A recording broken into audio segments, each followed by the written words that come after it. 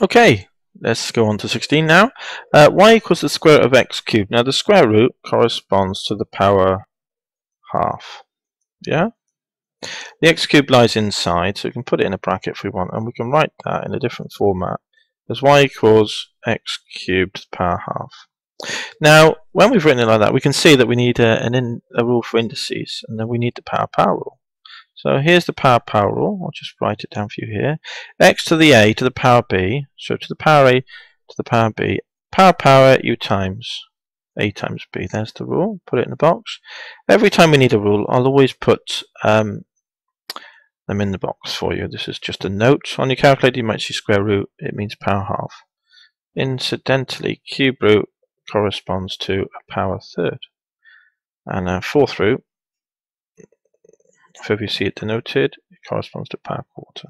Okay, just a little note there. So let's do this then. Power, we need to tidy this up. So at the moment we need to tidy it up. So we got y equals power is 3 over 2. So I'm going to write that as x to the 3 half is 3 halves of 3 over 2. So I'll write it as a fraction because I like writing it like that. You could write it as 1.5 if you wished. So x to the power 3 over 2.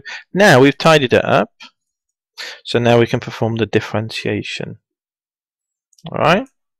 So on the left, where you write dy dx equals 3 over 2 comes down to ground level, like so. X to the 1 less than 3 over 2. Tap it in your calculator if you need to get a half. 3 over 2, x to the half, dy dx. Again, as I say, if you don't like using fractions all the way through, don't. Just use decimals. Change it to decimals straight away. Here, that would be 1.5, wouldn't it? That would have been a 0.5.